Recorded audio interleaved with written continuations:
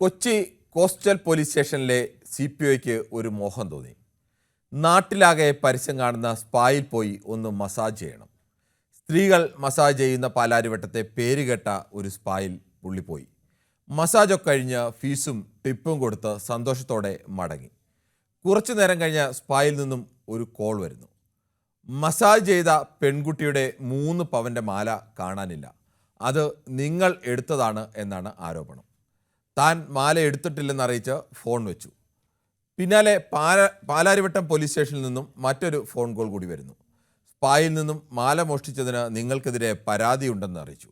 മാല എടുത്തിട്ടില്ലെന്ന് ആവർത്തിച്ചു പറഞ്ഞിട്ടും പരാതിയല്ലേ, കേസെടുത്ത് അന്വേഷിക്കേണ്ടി വരുമെന്നും അവർ അറിയിച്ചു. കേസായാൽ മസാജിങ്ങിനായി സ്പായിൽ പോയ വിവരം നാട്ടുകാരും വീട്ടുകാരും ഒക്കെ അറിയും. ആകെ നാണക്കേടുമാകും.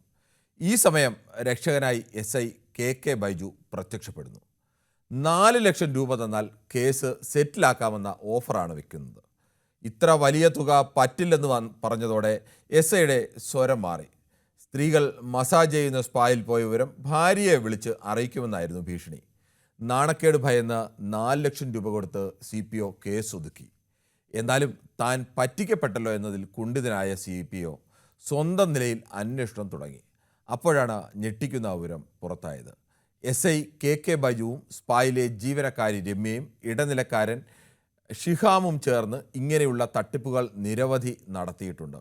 സമാനമായ തട്ടിപ്പിന് ഇവർ ഇരയായ പലരുമുണ്ടെങ്കിലും പലരും മാനക്കേടോർത്ത് പരാതി നൽകാൻ തയ്യാറില്ല. പക്ഷേ എന്തായാലും താൻ പറ്റിക്കപ്പെട്ടു, താൻ അക്കാര്യത്തിൽ ഒരു പരാതി നൽകുകയാണ് എന്ന് തീരുമാനിച്ച CPO ബൈജുവിനെതിരെ പരാതി നൽകി. അതോടുകൂടിയാണ് അന്വേഷണം നടത്തിയതും ഇവർ പിടിയിലായതും ഒക്കെ.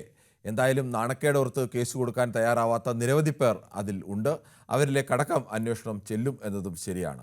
പക്ഷേ ഇത്തരം ചില ക്രിമിനലുകൾ പോലീസുകാരിൽ തുടരുകയും അവരൊക്കെ ഈ നാട്ടിലെ നീതി പാലകരായി നിൽക്കുകയും ഒക്കെ ചെയ്യുമ്പോൾ, നിയമപാലകരായി നിൽക്കുകയും ഒക്കെ ചെയ്യുമ്പോൾ ഈ പോലീസ് സേനയ്ക്ക് തിരിച്ചറിയാൻ കഴിയുന്നില്ലേ തങ്ങൾക്കിടയിലെ ഈ വലിയ പുഴുക്കുത്തുകളെ?